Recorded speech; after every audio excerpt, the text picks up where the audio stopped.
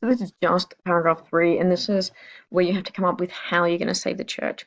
So from the tutorial video, we're talking through, you're using all of your research now. You've looked at what the problem was, how the church responded, you've looked at the impact that that had. But now what should they do? So this is when you're going to draw all of your understanding from what we've looked at this term, from Charlemagne, the Great Schism, into the Crusades, and the people that were involved in there. So you need to look at two things. How should the church have responded or could respond now that it's over, and justify how that will have a more positive impact. So to propose is obviously you've got to put forward an idea, you've got to put forward a suggestion. So you have to put forward a strategy for the church to action. And this is what you need to look for first. How should the church have responded to the challenge? What should the church have done instead? And this is where we start thinking about the source requirements for religion. History and religion share a lot of elements, but this is where they become different. You need to be investigating religious and church-based sources. So the second thing you need to do is to justify how this course of action could have a more positive impact. So this is where you need to persuade. Look into the future from the Middle Ages to today. What's been positive for the church? How could your strategy help to strengthen the church position and the faith of its followers all the way up to today? So this is where you can find some justification. What does the Bible teach us to do? What are the Catholic social teachings that connect future or past actions of the church that have produced a better outcome? So there's positives from the Crusades. There are some positives from Reformation, the Great Schism, Charlemagne is even, and you can even think about significant people there as well.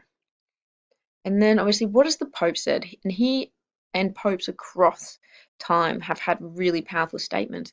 If you even go back and look at Pope Urban II, very powerful statements. So here's an example, and I'll get you just to pause it and read it, and then I'm going to unpack it.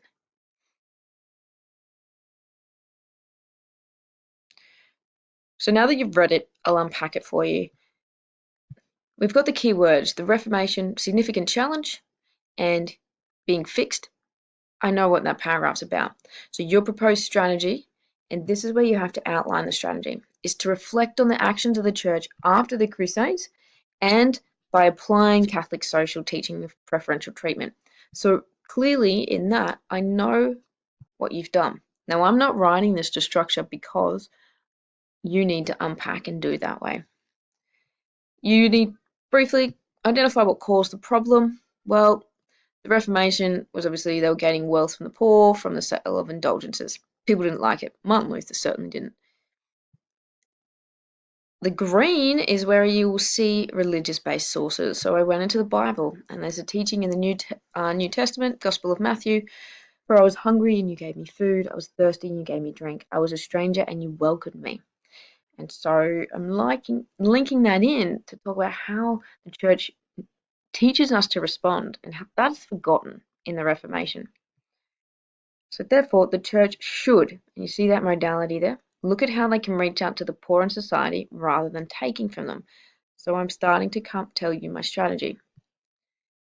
Here is my link, which comes from up here.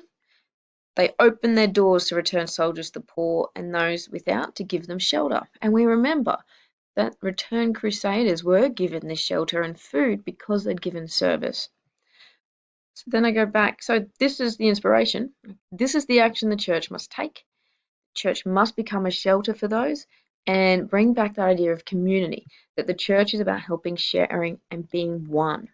So I'm providing the strategy that the church needs to do this one simple thing to show this teaching of Jesus and to show preferential treatment of the poor by calling all to strengthen the whole community by assisting those who are most vulnerable.